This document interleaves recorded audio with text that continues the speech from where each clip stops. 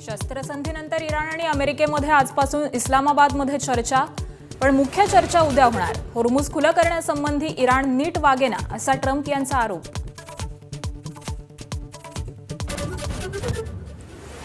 Israel हिजबुल्लाहमध्ये हल्ले प्रतिहल्ले सुरूच. तेल अवीववरती रॉकेट हल्ला तर हिजबुल्लाहवरती पूर्ण ताकदीनं हल्ला करणार, नेतन्याहू यांचा इशारा.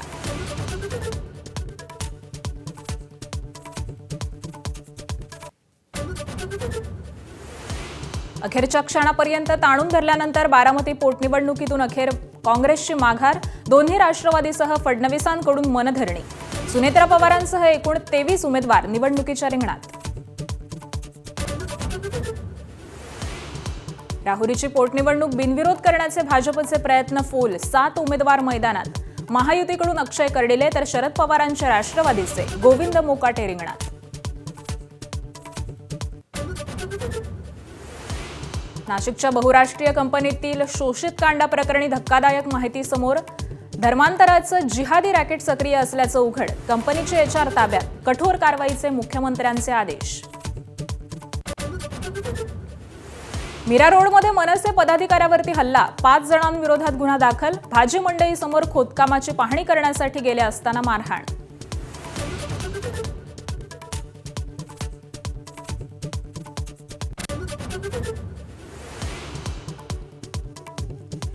तीन राज्यांच्या विधानसभा निवडणुकीत विक्रमी मतदान. आसाममध्ये 85%, केरळमध्ये 77% आणि पुदुच्चेरीमध्ये 89% मतदारांनी बजावला मतदानाचा हक्क. आयपीएलमध्ये सलग दुसऱ्या दिवशी शेवटच्या चेंडूवर विजय. लखनौनं कोलकात्याला 3 गडी राखून हरवलं. मुकुल चौधरीच्या रूपानं सापडला लखनौला नवा हिरा.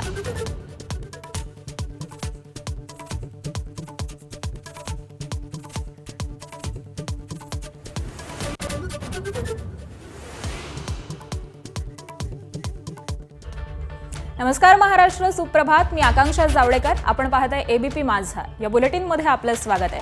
बुलेटिनची सुरुवात करूयात. बातमी आहे आखाती देशातील युद्धविरामासंदर्भातली. इराण आणि अमेरिका युद्धविरामानंतर आज पाकिस्तानची राजधानी इस्लामाबादमध्ये दोन्ही देशांच्या शिष्टमंडळामध्ये चर्चेच्या फेऱ्या सुरू होत आहेत. काल रात्री अमेरिका पथकाचं सुरक्षा मंडळ हे इस्लामाबादमध्ये दाखल झालंय. चर्चेच्या शिष्टमंडळामध्ये अमेरिकेचे उपाध्यक्ष जेडी व्हान्स, व्हाईट हाऊसचे विशेष अधिकारी स्टीव्ह वॉटकॉफ हे असतील, तर इराणी शिष्टमंडळाचं नेतृत्व त्यांच्या संसदेचे अध्यक्ष मोहम्मद बाघेर खालिबाफ हे करतील. तर त्यांच्यासोबत इराणचे परराष्ट्र मंत्री अब्बास अराक्ची देखील उपस्थित असणार आहेत. याशिवाय चर्चेच्या टेबलवरती मध्यस्थ पाकिस्तानचे पंतप्रधान शहबाज शरीफ, लष्कर प्रमुख आसिफ मुनीर, पाकिस्तानचे उपपंतप्रधान इशाक दार देखील असतील. 2 आठवड्यांचा युद्धविराम दोन्ही देशांनी जाहीर केलाय. इराणनं 10 मागण्या या अमेरिकेसमोर ठेवलेल्या आहेत. त्या 10 मागण्यांवरती इस्लामाबाद इथं चर्चा होणार आहे. त्यातील युरेनियम समृद्धीकरणाचा हक्क अबाधित राखणं आणि त्याचबरोबर इराणला नुकसान भरपाई देणं या मागण्या वादाचा मुद्दा ठरण्याची शक्यता आहे.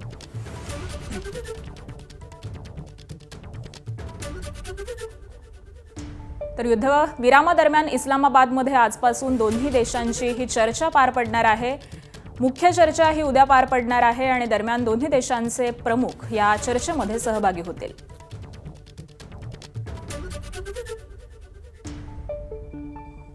आणि होर्मुझच्या सामुद्रधुनीबाबत आता एक नवा पेच उभा राहिलाय. लेबनॉनवरील हल्ले पूर्णपणे थांबत नाहीत तोवरती होर्मुझची सामुद्रधुनी ही बंदच राहील असं इराणच्या सैन्यानं म्हटलंय. आजपासून इस्लामाबादमध्ये इराण आणि अमेरिका यांच्यामध्ये चर्चेची गुऱ्हाळं ही सुरू होत असली तरी इराणी सैन्यानं मात्र लेबनॉनवरील हल्ले हे पूर्णपणे थांबवण्याची मागणी केली आहे. आणि त्यासाठी इराणी सैन्यानं होर्मुझच्या सामुद्रधुनीवरून अमेरिकेचं नाक दाबण्याचा प्रयत्न केलाय.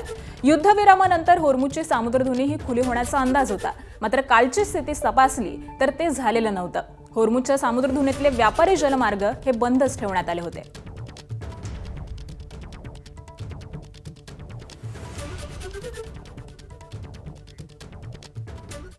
आणि इस्रायली नागरिक हे पूर्णपणे सुरक्षित होत नाहीत तोपर्यंत हिजबुल्लाहवरती पूर्ण ताकदीनं हल्ले सुरूच राहतील.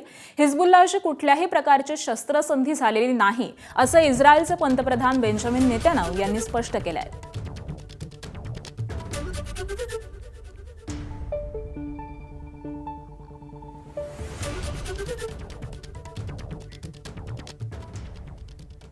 इस्रायलच्या हल्ल्यांना हिजबुल्लाहनं जोरदार प्रत्युत्तर दिलंय. तिथल्या जेरुसलेमच्या बेन गुरियन हवाई तळ आणि विमानतळाला हिजबुल्लाहनं लक्ष्य केलंय आणि त्यानंतर विमानतळावरती सायरन वाजले. परिसराला अलर्ट देण्यात आलाय. त्याबरोबरच इस्रायलची राजधानी तेल अविववरती देखील रॉकेट हल्ला करण्यात आलेला आहे.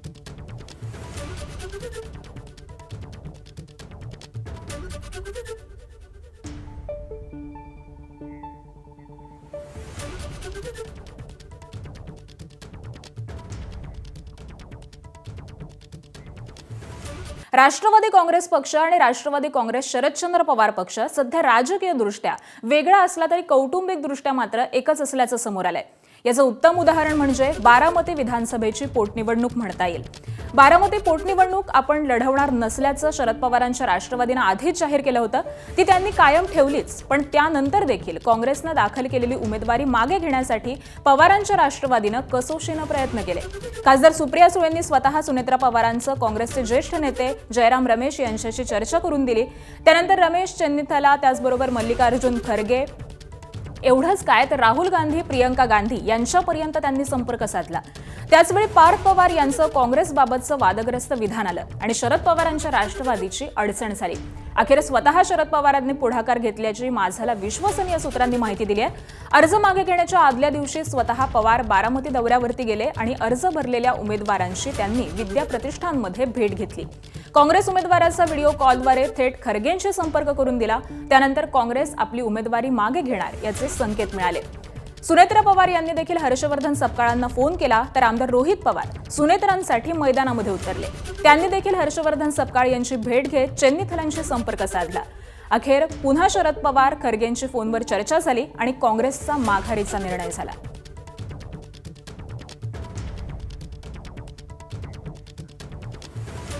तर अखेर काँग्रेसनं निवडणुकीतून माघार घेतल्यानंतर जय पवारांनी नेमकी काय प्रतिक्रिया दिली आहे पाहूयात. तर जितका आपण प्रयत्न केला तेवढा आपण प्रयत्न करू शकतो तेवढा केलाय, पण बिनविरोध नाही झाली. जायला लागणार सुरुवात केव्हा होणार? तर बघू आता. वहिनी आणि पारदादा एकदा दिल्लीवरनं परत आल्यावरती आम्ही एकदा एकत्र चर्चा करून तसं तुम्हाला सांगू. आकाश मोरे जे आपल्याबरोबर आहेत, एक मोठा पक्ष म्हणून त्यांनी तिथं उमेदवारी दाखल केलेली, पण त्यांनी तो माघारला आहे. तर आता कुठेतरी आम्हाला पण मनाला बरं वाटतं की सगळेच पक्ष एकत्रित येऊन दादांसाठी ही निवडणूक लढतील आणि भविष्यात त्यांच्या पण पक्षाचे काय कुठले प्रॉब्लेम वगैरे असतील, अडचणी असतील, त्याच्यात आम्ही त्यांना नक्कीच साथ देऊ. काँग्रेसचे मी मनापासून खूप खूप आभार मानतो. दरम्यान सुनील तटकरे यांनी देखील काँग्रेसचे आभार मानलेत, तर रोहित पवार आणि सपकाळांच्या भेटीवरून टोलाही लगावलाय. पाहूयात. प्रदेश राष्ट्रवादी काँग्रेस पक्षाचा अध्यक्ष म्हणून काँग्रेसचे देशाचे अध्यक्ष खरगेजी, आदरणीय सोनियाजी, राहुलजी या सर्वांचेच मी मनापासून सुप्रिया बहिणी, प्रफुल्लबाई, राष्ट्रवादी काँग्रेस पक्षाच्या वतीने आमचे युवा खासदार पार्थ पवार या साऱ्यांच्या वतीने त्यांचे मी मनापासून या ठिकाणी आभार मानू इच्छितो आहे. जो काही गैरसमज निर्माण करण्याचा प्रयत्न केला गेला की आमचा काही संपर्क झाला नाही, आम्ही काय प्रयत्न केले नाहीत, असं नाही. मी आणि प्रफुल्लबाईंनी प्रयत्न खरगे साहेबांशी संपर्क करण्याचा खूप केला. केरळमध्ये ते असताना किमान माझे 7-8 फोन झाले, प्रफुल्लबाईंचे झाले, बहिणींनीसुद्धा फोन केले होते. पण त्यावेळेला काही कारणांच्यामुळे कदाचित त्यांनी फोन घेतला नसेल, काही त्यांच्या कार्यक्रमाची व्यस्तता असेल, त्याच्यामुळे ते शक्य झालं नसेल. म्हणून काहींना असं वाटलं की बाबा मी आणि प्रफुल्लबाई दिल्लीमध्ये काही कमी पडलो का ते चूक आहे. अपुऱ्या माहितीवरती काहींची वक्तव्य त्या ठिकाणी असतील. असं आहे, कोणाला त्यांची शिष्टाईक आम्ही आधी असं काय श्रेय घ्यायचं असेल तर घेऊ द्या. आम्हाला कोणाला श्रेय द्यायला काय कमीपणा वाटण्याचं काय कारण नाही. मिराळ रोड पूर्वेतील रामदेव पार्क परिसरामध्ये मनसेच्या पदाधिकाऱ्यावरती हल्ला करण्यात आला. या हल्ल्यामध्ये मनसे पदाधिकारी स्वप्नील तपासे जखमी झाले. 8 एप्रिलला दुपारी 3:30च्या सुमारास रामदेव पार्कमधील भाजी मंडईसमोर सुरू असलेल्या खोदकामाची पाहणी करण्यासाठी कार्यकर्त्यांसोबत ते गेलेले होते आणि यावेळी व्हिडिओ शूट करत असताना रावण ठाकूर हा अचानक तिथे आला आणि वाद घालत त्यांना धमकावू लागला. वाद वाढल्यानंतर आरोपीनं दगड उचलून तपासे यांच्या दिशेनं फेकला, जो त्यांच्या कानावरती लागल्यामुळे ते जखमी झालेत. त्यानंतर काही वेळामध्येच नवीन सिंह ठाकूर, कृष्णा सिंह, गोलू सिंह आणि इतर काही अनोळखी इस्मांनी लाकडी दांडके, लोखंडी रॉड आणि लाथाबुक्क्यांनी तपासे यांच्यावरती हल्ला केला. दरम्यान स्वप्नील तपासे यांच्या तक्रारीनंतर 5 जणांवरती गुन्हा दाखल करण्यात आला आहे. यवतमाळमधून राज्यातील शेतकऱ्यांना समोर आली आहे. केंद्र शासनाच्या ॲग्रीस्टॅक योजनेअंतर्गत सुरू असलेल्या युनिक फार्मर आयडी मोहिमेचा वेग हा मंदावल्यानं चिंता वाढली आहे. राज्यातील तब्बल 38 लाखांहून अधिक शेतकऱ्यांनी अद्याप फार्मर आयडी काढलेला नाहीये. त्यामुळे त्यांना केंद्र आणि राज्य सरकारच्या योजनांच्या लाभापासून वंचित राहण्याची ते शक्यता आहे. यामध्ये यवतमाळ जिल्ह्यातील 27,297 शेतकऱ्यांचा समावेश आहे. त्यामुळे पीक विमा, पीएम किसान अनुदान आणि त्याचबरोबर नैसर्गिक आपत्ती मदत, पीक कर्ज प्रक्रियेवरती देखील परिणाम होण्याचा धोका यामुळे निर्माण झालाय.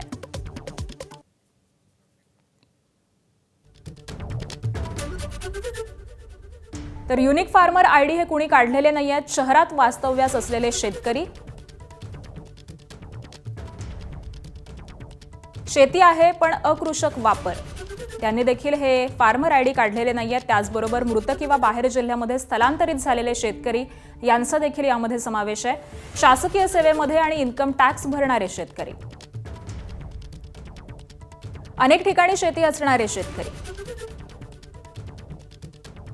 आपली प्रॉपर्टी न दाखवू इच्छिणारे शेतकरी यांचा देखील यामध्ये समावेश आहे. आणि त्याचबरोबर शहरालगतच्या शेतजमिनीवरती लेआउट पडणारे शेतकरी, या सगळ्यांनी युनिक फार्मर आयडी हे काढलेले नाहीयेत. तर फार्मर आयडी न काढलेले शेतकरी यवतमाळमध्ये 27,297 आहेत. नागपूरमध्ये 67,673 शेतकरी आहेत. अमरावतीमध्ये 35,221 शेतकरी, अकोल्यामध्ये 35,206 शेतकरी आहेत. त्याबरोबरच 22,566 शेतकरी वर्ध्यामधले आहेत. 38,406 शेतकरी वाशिममधले आहेत. त्याबरोबर बुलढाण्यामध्ये 82,404 शेतकऱ्यांनी हे आयडी काढलेले नाहीयेत. तर पुण्यामध्ये 3,65,066 शेतकऱ्यांनी फार्मर आयडी हे काढलेले नाहीयेत. छत्रपती संभाजीनगरमध्ये 1,75,551 शेतकऱ्यांनी, त्याबरोबरच कोल्हापूरमध्ये 1,98,419, अहिल्यानगरमध्ये 3,50,162.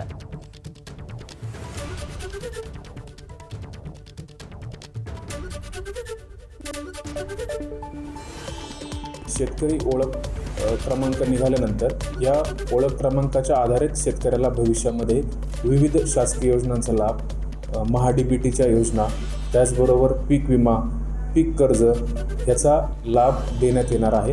त्यामुळं शेतकरी ओळख क्रमांक काढणं हे सर्व शेतकरी बांधवांसाठी अत्यंत अनिवार्य असून आपल्याकडं ज्याही शेतकऱ्यांनी याच्यामध्ये अजून नोंदणी केली नसेल त्यांनी जवळच्या CSC सेंटर किंवा तलाठी कार्यालय किंवा सहाय्यक कृषी अधिकारी यांच्याशी संपर्क साधून या आपला ओळख क्रमांक जो आहे तो काढणं आवश्यक आहे. शासनाने जे आता नवीन फार्मर युनिक आय डी काढण्याचं शेतकऱ्यांना आव्हान केलं आहे, ती आय डी नुकतीच आता आम्ही काढून घेतली आणि आमच्या परिसरामध्ये मोठ्या प्रमाणात अतिवृष्टी होते, मोठ्या प्रमाणात शेतकऱ्यांचं नुकसान होतं. त्यामुळे येणाऱ्या शासनामध्ये योजनेचा लाभ जर घ्यायचा असेल तर आपल्याला फार्मर युनिक आय डी काढणे अत्यंत आवश्यक आहे.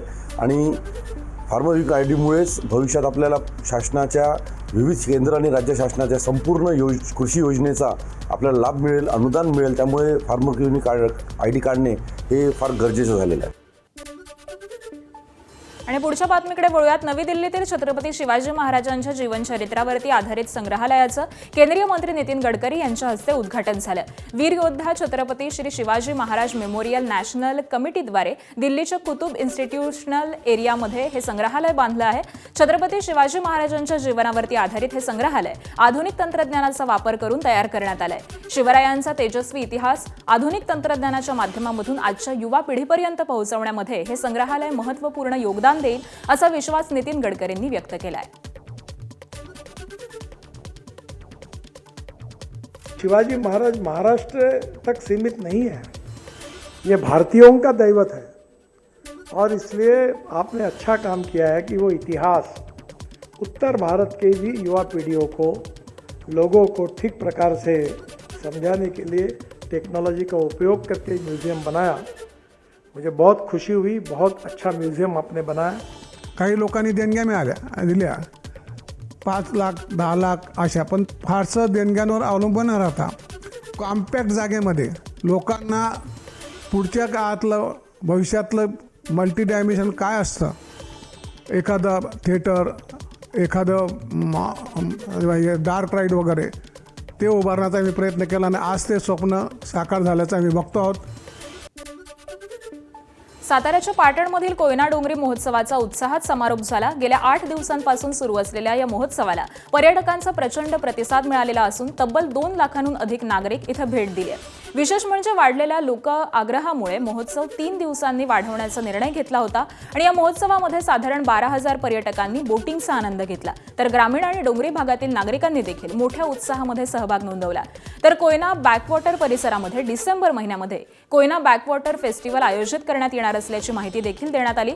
25 डिसेंबर ते 2 जानेवारी दरम्यान होणाऱ्या या फेस्टिवलसाठी लवकरच नियोजन बैठका घेण्यात येणार आहेत. घरगुती गॅस सिलेंडर नंतर आता पेट्रोल आणि डिझेलचा काळाबाजार समोर आलाय. अकोल्यामध्ये गेल्या 2 दिवसांमध्ये पेट्रोल आणि डिझेलचा मोठा साठा जप्त करण्यात आलाय. अकोला जिल्ह्यातील बार्शी टाकळी शहरातील एका टीन शेडच्या गोदामामधून 800 लिटर अवैध डिझेल साठा हा जप्त करण्यात आलाय. तर पातूर मालेगाव रस्त्यावरील एका गोदामामधून 700 लिटर पेट्रोल आणि 850 लिटर डिझेलचा साठा जप्त केलाय. या दोन्ही कारवाईमध्ये 3 लोकांना ताब्यात घेण्यात आलाय. निळ्या रंगाच्या विविध टाक्यांसह एकत्रित 2300 लिटर डिझेल आणि पेट्रोलचा साठा पोलिसांनी जप्त केलाय. नागरी अन्न पुरवठा आणि अकोला पोलिसांनी ही संयुक्त कारवाई केली आहे. सांगलीच्या शिराळा इथे एका खासगी रुग्णालयाकडे जात असलेल्या कोल्हापूरमधील मेंदू विकार तज्ज्ञ डॉक्टर कौस्तुभ वाईकर यांच्या कारनं दुचाकीस्वाराला फरफटत नेलं. यामध्ये प्रदीप खंडेराव कांबळे या मृत सरकारी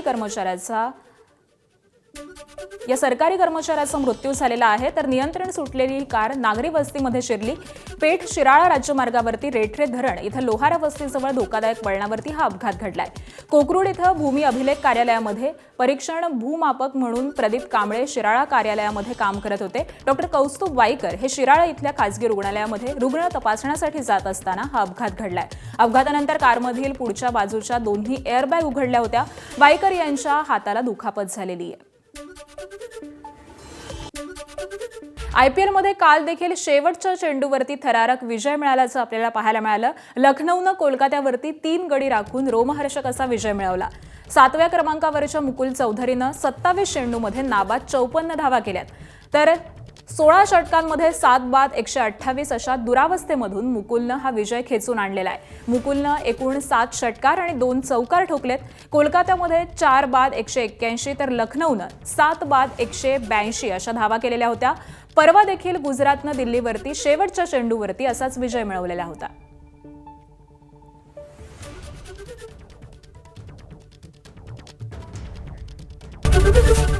एबीपी माझा, उघडा डोळे बघा नीट.